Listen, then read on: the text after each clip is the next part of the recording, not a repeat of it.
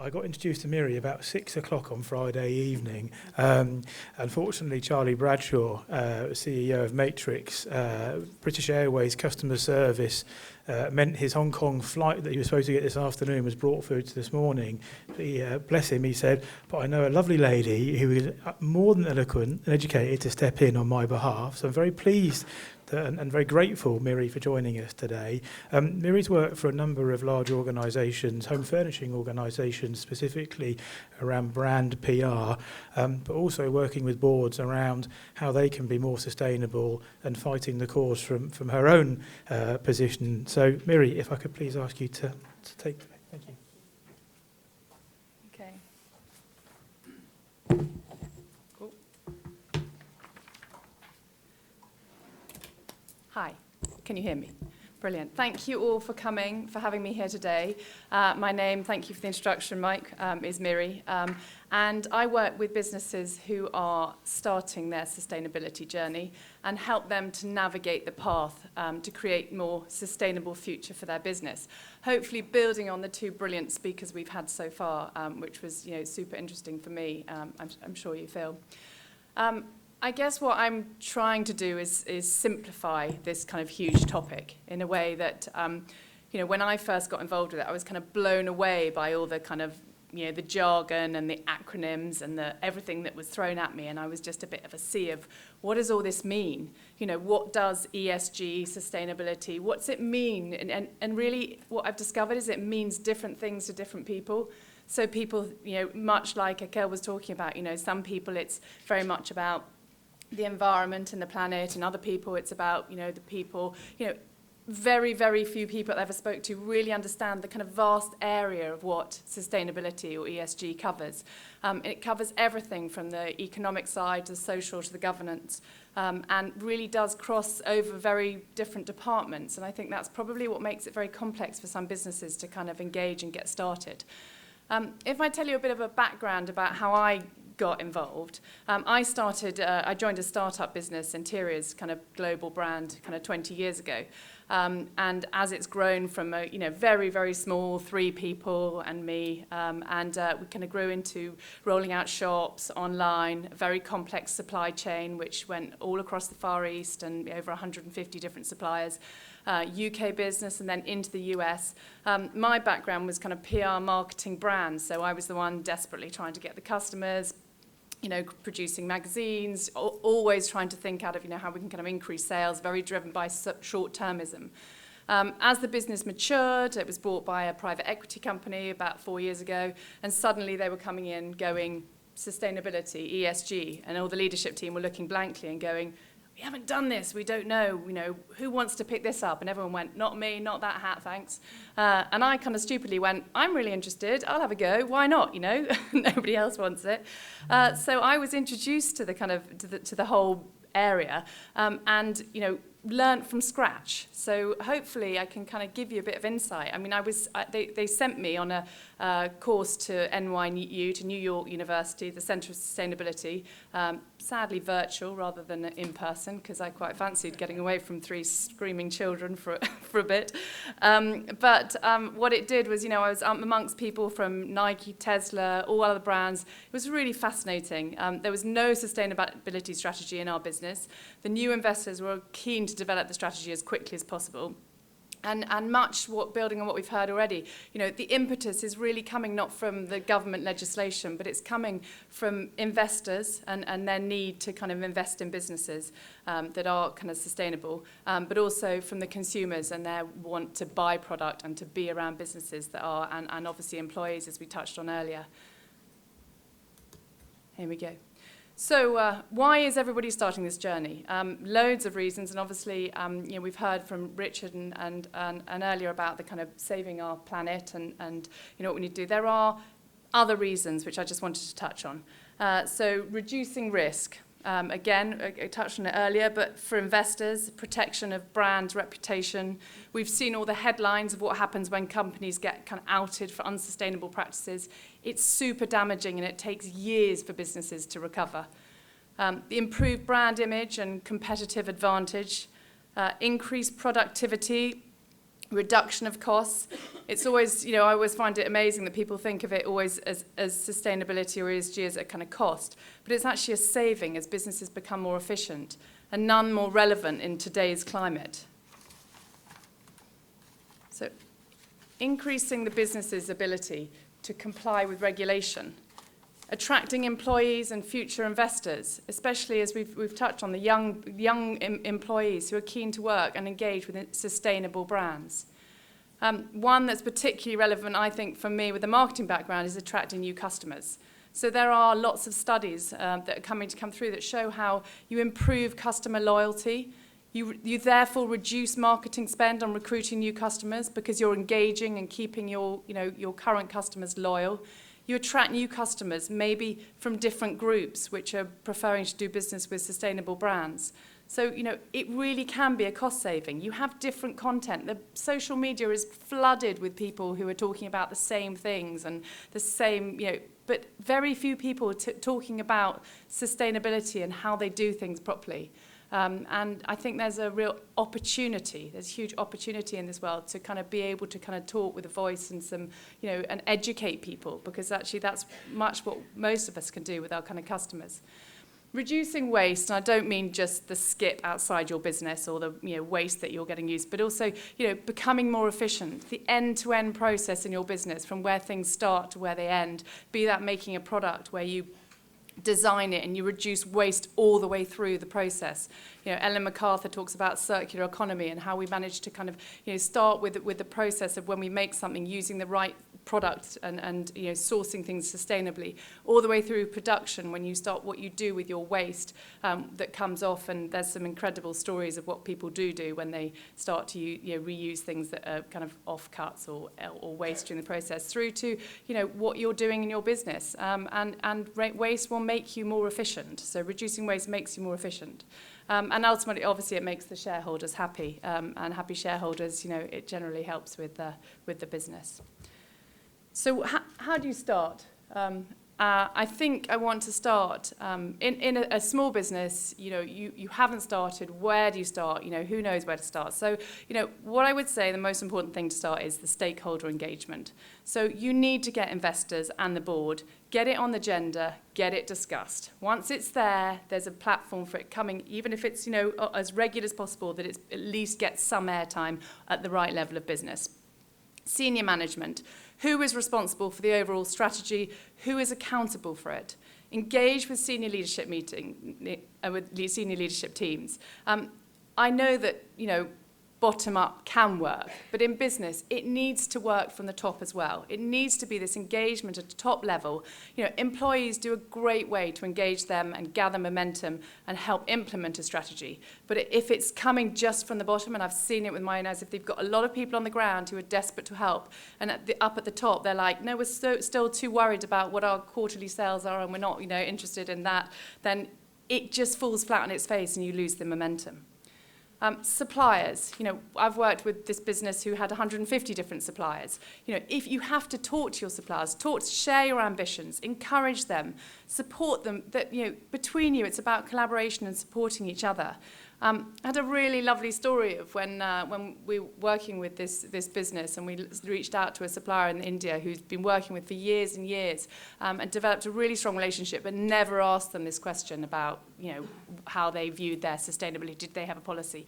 And opening one question, tell us about what you're doing. And they turned around and they said, we're doing loads. We go to the temple every morning and we sweep up all the leaves so we can use the dye from the petals and the flowers, so we're not using toxic dyes to make your rugs. When we're making coffee tables, we're every bit of wood that doesn't get used, we're saving and using as briquettes, so that during the kind of seasons when we need to heat them to dry them, that's what we're doing. We've got an education program in our village for children so we can give them books and the rest of it.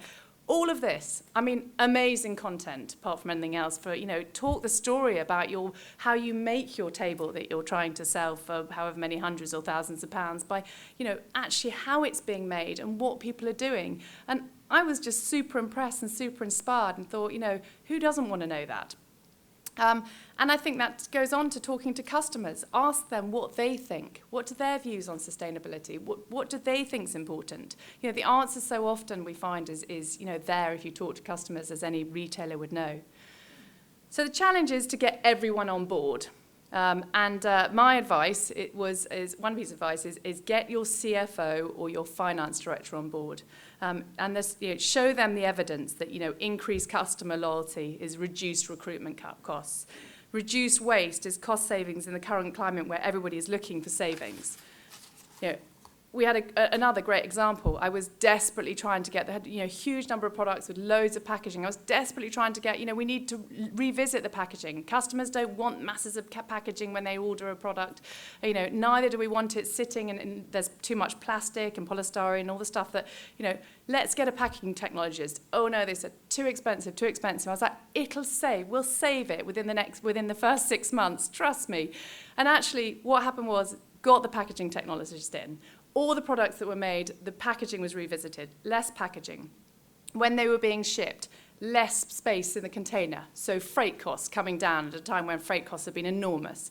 You end up with then coming into the warehouse, less space in the warehouse needed because they're in smaller packaging. So all the way through, this is savings, and if you can document that and show that, you are winning, and then ultimately you've got a customer who's happy because they're not having to unload boxes and boxes and get rid of terrible amounts of waste at the end of it. So, that's a good one.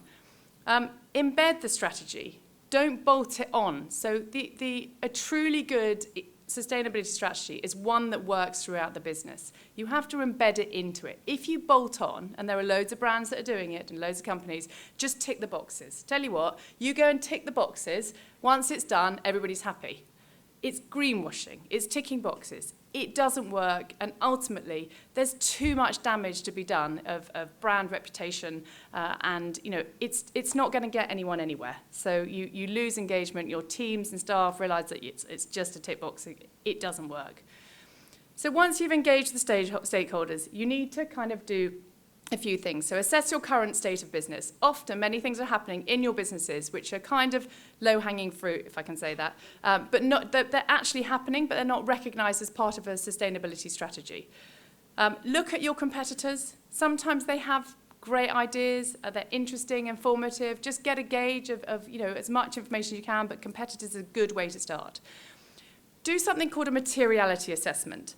And materiality is about identifying and addressing the matters which are most important to you and most important to your stakeholders. What you have the most impact on and what impacts you the most. Materiality means priority. And I'll show you a little bit. So what you do with a materiality is you look at all the material topics that your industry may be. So anything that could be identified as important to you. And you look at the stakeholders, what external stakeholders, and also what's important to the business. And what you do is you come up, you won't be able to see the detail here, but you come up with a matrix, a chart, because no one is going to be able to do everything. So there may be 12, 15 different topics that are important, and they can rank from, energy efficiency to employee training they're all important. Low carbon supply chain, we've got responsible sourcing, customer satisfaction across the board. So all from, all the different areas. And then if you ask everybody, go to all these key stakeholders and say, what is important? And literally plot a graph, and you can see where your priorities are. So you can start with a few that are right at the top of the priority for both. And then over a period of time, you can build on it. And I think it's a kind of manageable way to start. And you can see here, so you've got social, environmental, and economic in different colours. And then the next stage you take on is to develop the strategy from there. Once you've got your most important key areas, you develop your strategy. This is an example of one. So you have you kind of simplify it with building pillars. Keep it simple. So here, you've got product, you've got people, you've got planet. I think one of the things in business is for everybody in the business to be able to understand things simply. Don't go mad with too many different areas. Just keep it simple. You know that, for example, here, the product is about how you make the product, who's making it, how it's being made, all the rest of it. You know that people is about the people both within your organisation, so your employee training and development. You've also got your labour and human rights. You've got your well-being and health and safety. You've got those key areas. And then you've got the planet. So you're looking at your low-carbon supply chain, waste management, sourcing materials. You're building something that is easy for people to understand. And then underpinning it, you've got kind of responsible business practices. So you've got your ethics and integrity. You've got your responsible marketing practices and sales. And you've got your data privacy and security. All of them important. And then underneath all those, what you do is you build a goal or a target for some of those. So you can do step by step. You build the ones that you think are important. You can choose a topic and then build some targets. And then we're all driven by very short-termism and short-term goals. So go for the kind of longer goals. What can we achieve between 2025 and 2030? What's a good starting point? And here's a key, create accountability.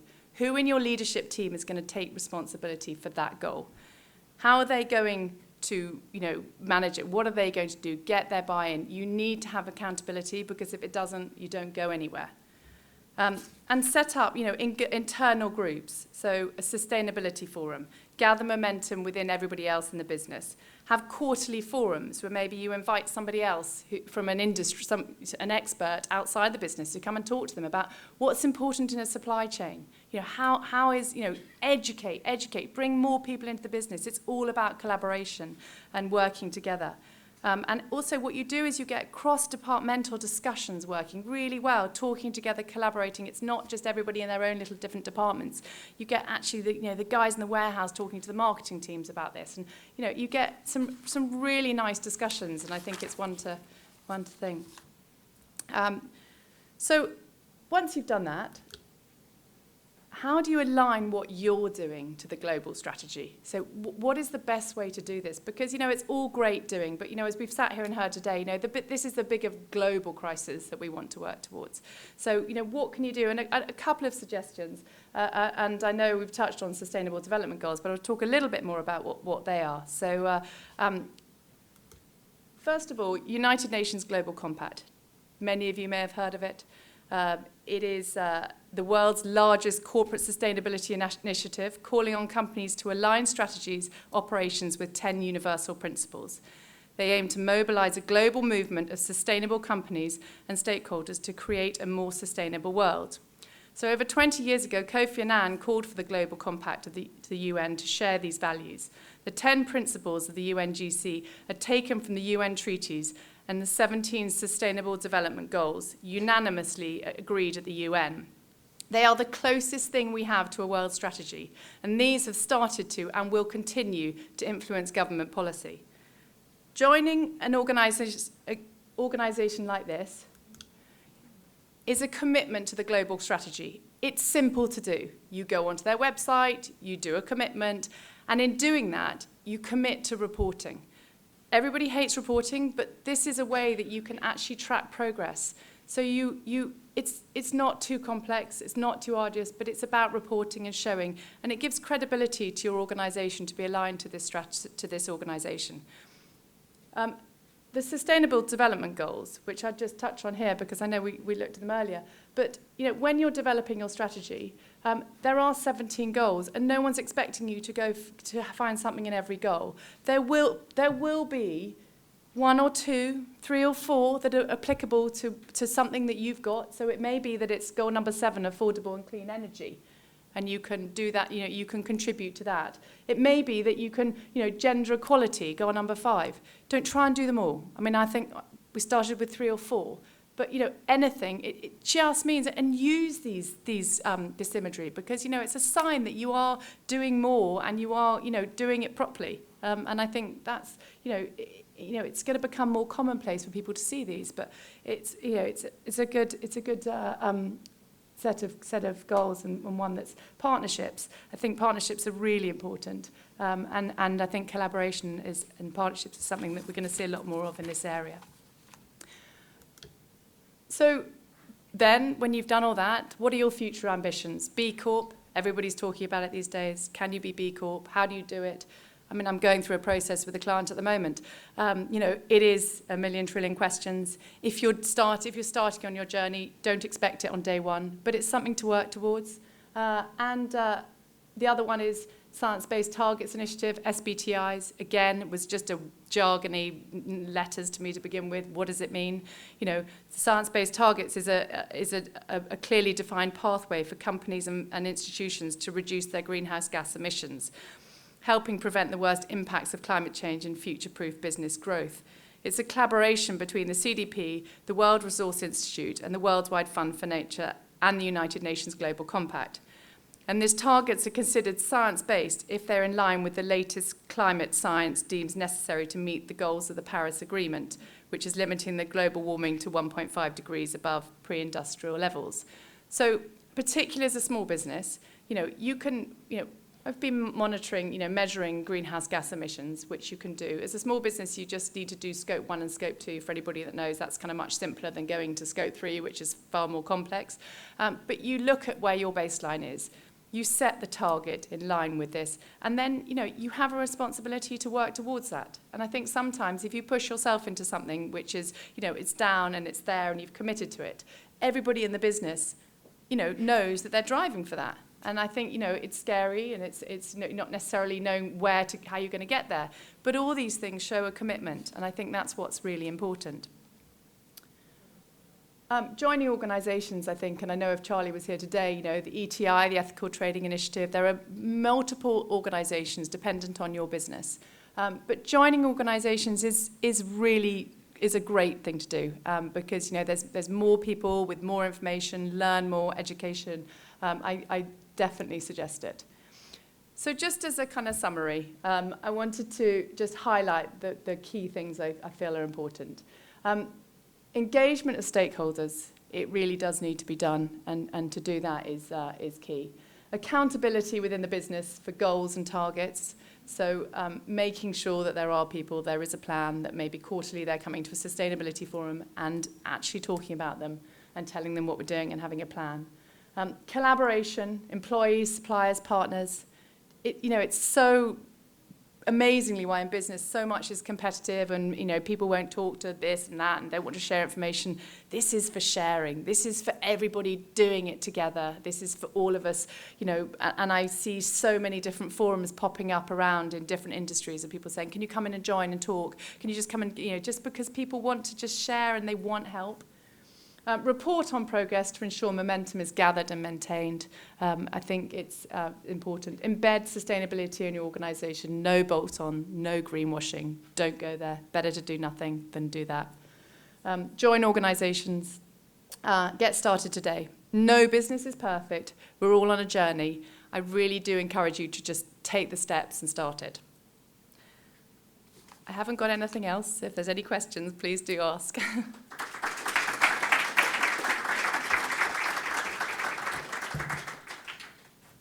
Very, very much, Mirry. We all need a Mirry in our organisation, I think it's fair to say. The one that will put their hand up and go, I'll do it. Any questions? Is it your turn this time, Liana? Great presentations. One of the things I loved was the materiality analysis, to really figuring out what's important for people within the companies, what's important for stakeholders. So my question really is around how to keep momentum, how to keep employee engagement, because companies very often kick off campaigns, activation campaigns, engagement campaigns. They run for a few weeks, a few months, and then they sort of fizzle out. How do you keep that ongoing engagement and activation of your employees? Yeah. Is it a matter of OKRs, KPIs, or how do you keep it going?